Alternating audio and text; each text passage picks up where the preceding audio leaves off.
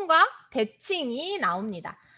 합동과 대칭 단원에서도 요 폴리스틱을 많이 활용을 할 수가 있습니다. 예를 들면 뭐 합동인 도형 만들기도 당연히 되겠고요. 뭐 선대칭, 점대칭 도형 만들기도 되는데요.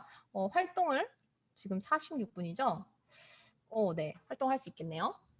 자, 제가 생각한 추천드리는 방법은 짝이 도형을 만들면 내가 짝과 합동인 도형 만들기 뭐 이런 것들도 아이들이랑 해볼 수도 있고요. 또 보여주지 말고 내가 만든 다음에 아이들한테 설명하게 하는 거예요. 제가 계속 설명 이게 많이 나오는데 이렇게 언어로 계속 쓰는 건 힘드니까 말로 계속 진술하게 하는 활동이 많은 게 저는 좋다고 생각하거든요. 도형에서 특히. 그래서 아이들한테 내가 만든 도형을 설명하게 해요. 그러면 이제 오늘은 짝이 없으니까 제가 이제 설명을 하도록 하겠습니다. 제가 설명하는 도형과 합동이 되도록 만들어 주시면 됩니다. 이것은 스틱 4개로 만든 평행사변형입니다. 아까 거 쓰시면 되겠다. 그쵸?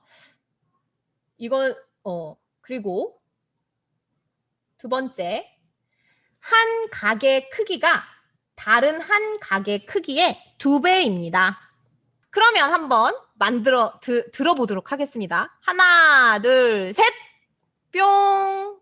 자, 정답은 바로 요런 모양인데요. 혹시 이거 어떻게 만드신 분 계신가요? 오, 네, 만드신 분, 네, 맞습니다. 제 의도를 굉장히 정확하게 간파하셨어요. 자, 저도 요렇게 했어요. 우리 한 각의 크기가 다른 한 각의 2배라는 건 60도, 120도인 평행사변형을 만들라는 의도였는데 60도면 평행사변형은 삼각형 2개를 합치면 되잖아요. 그래서 정삼각형을 가지고 우리가 만들어 보면 되겠다 해서 저도 딱 요 사고의 흐름으로 요렇게 만들었거든요. 그래서 이제 이런 활동은 물론 조금 아이들이 어려울 수 있어요. 선생님 어떻게 60도를 만들어요? 어떻게 120도를 만들어요? 막 아이들이 막 그렇게 얘기할 수 있어요. 각도기를 써야 하나요? 그런데 이렇게 뭔가 이런 교구의 특성이라던가 도형의 특성을 막 여기저기서 끌어와서 뭔가 유연하게 아이들이 사고할 수 있는 이런 활동들 재밌잖아요. 이런 활동들을 물론 도형의 성질에 대한 단어는 아니지만 합동 단원에서도 이렇게 할 수 있고 또 그러면 이전에 했던 것들에 대한 복습도 되고 자연스럽게 용어들도 사용하게 되고 그래서 이런 활동들을 해보고 그다음에 실제로 교실이라면 합동인 걸 알아볼 수 있는 가장 쉬운 방법은 뭘까요? 바로 이렇게 직접 대어보는 거죠. 그래서 이런 교구에 애들이 만들었으면 얘들아 한번 합동이 되는지 확인해봐 이러면 애들이 이제 이렇게 서로 겹쳐보고 그런 걸 직접적으로 이렇게 확인해 볼 수 있다는 장점이 있습니다. 자, 그러면 다음 활동은요. 선대칭 도형 만들기 활동을 해보도록 하겠습니다. 선대칭 도형을 한번 선생님들 자유롭게 하나 만들어 봐 주시겠어요? 너무 막 어렵게 안 하셔도 되고 간단한 선대칭 도형을 만들어 주셔도 됩니다. 자, 다 만드셨죠? 그러면 한번 선대칭 도형 선생님들께서 만드신 선대칭 도형을 들어봐 주세요. 자, 저는 아까 거를 변형해서 활용했습니다. 자, 네, 선대칭 도형을 들어봐 주세요. 대칭축을 표시해 주신 선생님들도 계신 것 같아요. 자, 그러면 지금 제가 해볼 것은 또 폴리스틱의 약간 독특한 성질을 활용한 건데요.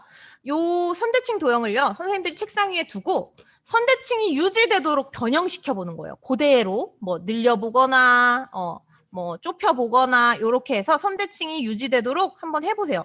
굉장히 이걸 유지되도록 하려면 약간 나름 굉장히 각별한 노력이 필요해요. 정성을 기울여야 한다거나 할까? 손가락에 정성을 기울이셔야 해요. 안 그러면 끊어지거든요. 그래서 선대칭이 유지되도록 한번 변형을 해봐 주는 거예요. 약간 가끔 이렇게 끊어지기도 합니다. 저도 지금 끊어졌는데. 자, 그러면 이렇게 선대칭이 아까 이었다가 이렇게 변형을 막 시켜보는 거예요. 그러면 제가 이제 선생님들께 선대칭이 유지되도록 해주세요 했잖아요. 그러면 약간 뭐가 선생님들 눈에 보이나요? 우리 표시하지는 않았지만 대칭축이 계속 여기에서 떠다녀요.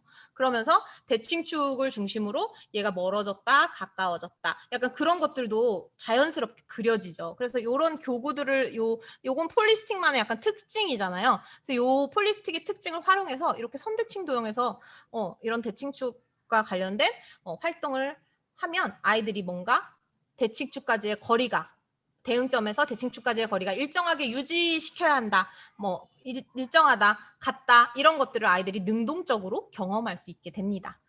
그러면 이제 대칭축과 관련된 활동을 하나 해보도록 하겠습니다. 6개의 스틱이 필요하고요. 6개의 스틱으로 대칭축이 1개인 도형을 만들어 봐 주세요. 자, 대칭축이 2개가 되면 안 돼요. 1개가 되어야 합니다. 혹시 만드셨나요? 한번 들어볼까요? 대칭축이 1개인 도형. 저는 이렇게 만들어 봤어요. 자, 이렇게 네, 민영 선생님도 만들어 봐 주셨고요. 잘 보이고요. 자, 그러면 이번에는 이 6개를 가지고 대칭축이 2개인 도형을 만들어 주세요. 대칭축이 2개인 거. 그대로 끼우는 게 힘드니까 얘를 가지고 그대로 이렇게 약간 이런 식으로 늘려서 대칭축이 2개로 만들어 주시면 돼요. 네, 저도 이렇게 2개 만들어 봤어요. 2개인 거 이렇게 만들어 봤어요. 자, 그러면 선생님들 이 스틱이 6개인 것에서 대칭축이 제일 많으려면 우리 어떤 도형을 만들어야 하는지 한번 만들어 봐 주시겠어요? 대칭축이 많으려면? 만드신 분 계신가요? 대칭축. 오, 네, 맞아요. 선생님들은 역시 선생님들이라서 너무 제 얘기 듣자마자 이 활동 하려고 했구나. 아마 미리 생각하신 분들도 계실 수 있을 것 같아요.